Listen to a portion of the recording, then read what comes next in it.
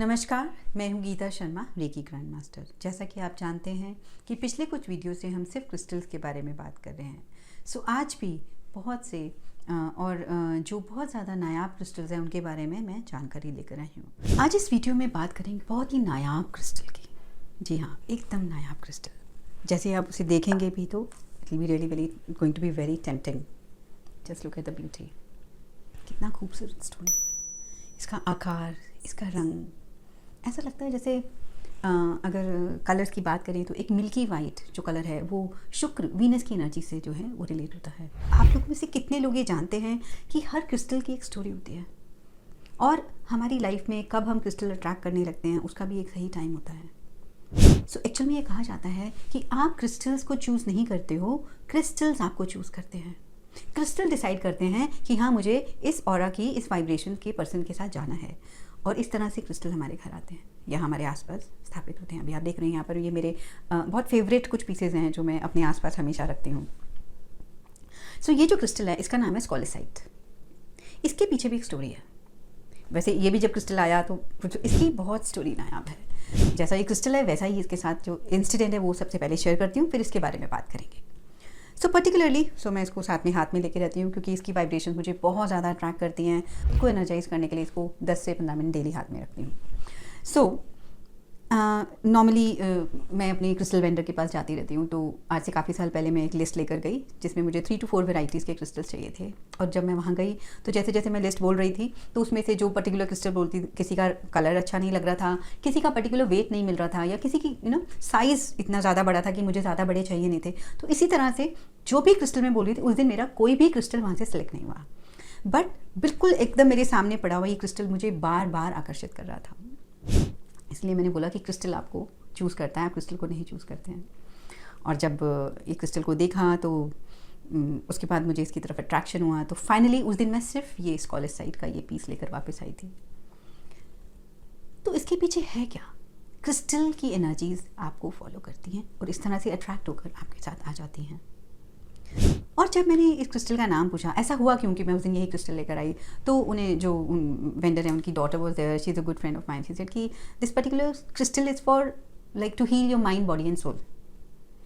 और अगर आप लोगों ने कभी फेथ हीलर्स के लोगों को ध्यान से देखा है तो फेथ हीलर्स की टैगलाइन है, faith healers for mind, body and soul.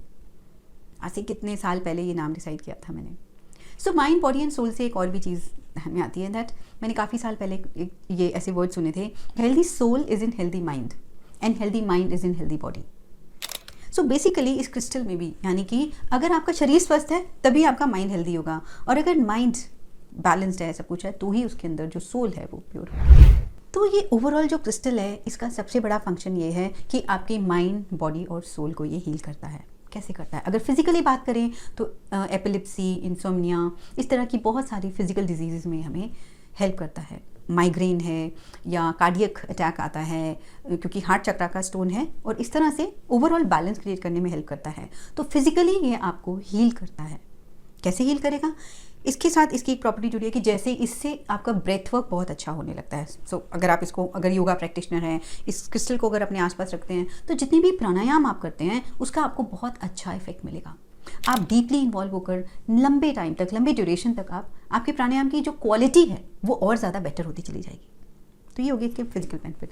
Yoga कर रहे हैं तो वो फिजिकल हेल्थ, मेंटल दोनों के लिए है, तो तब भी आपको इस क्रिस्टल की एनर्जीज का बहुत भरपूर लाभ मिलेगा। ठीक है, ये हो गई फिजिकल बॉडी की बात। अब आ जाते हैं माइंड पे।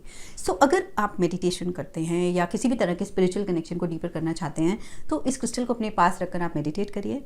आपकी जितनी भी साइकिक पावर्स में जो इम्प्रूवमेंट आएगी, फॉर एग्जाम्पल अगर आप ये आसपास लेके बैठते हैं या लेवल 3 की टेक्निक्स प्रैक्टिस करते हैं, रेकी का साइकिक अटैक, साइकिक सर्जरी, तो उसमें आपको एक अलग तरह की साइकिक गाइडलाइन मिलेगी जिसको अप्लाई करके आप लोगों को हेल्प कर पाएंगे।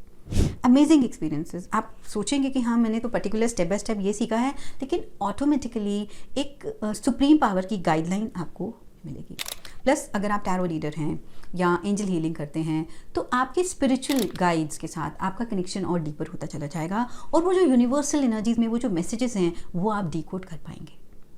यानी कि आप इंट्यूटिव होते चले जाएंगे।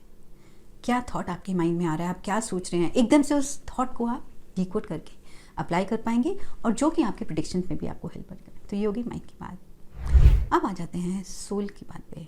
स्पिरिचुअली अगर आप डीपर कनेक्शन बनाना चाहते हैं, सोल लेवल पे कनेक्शन चाहते हैं सुप्रीम पावर से, परमात्मा, आत्मा का कनेक्शन परमात्मा से अगर हो तो वो है आपका स्पिरिचुअल जर्नी।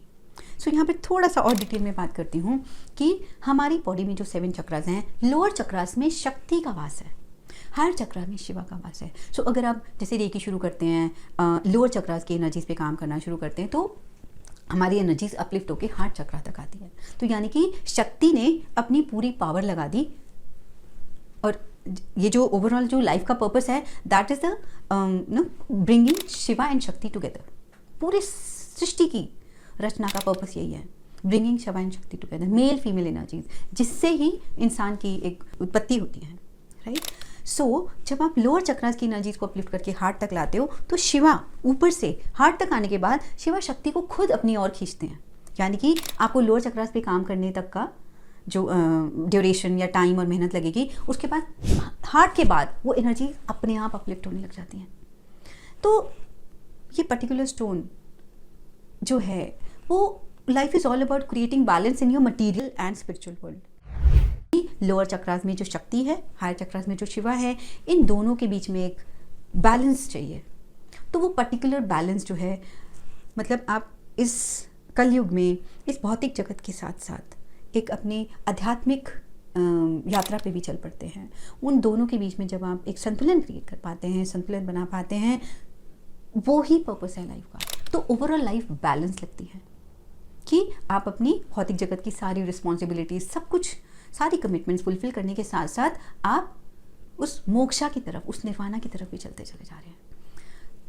तो ये इस तरह का जो आप बैलेंस लाइफ में ढूंढ रहे हैं, ये स्टोन जब आपके आसपास होगा, आप इससे खुद को एनर्जाइज करेंगे, प्रोग्राम करेंगे, तो डेफिनेटली अगर आप रेकी चैनल हैं तो आप इसको खुद सिंबल्स के साथ एनर्जाइज कर सकते हैं।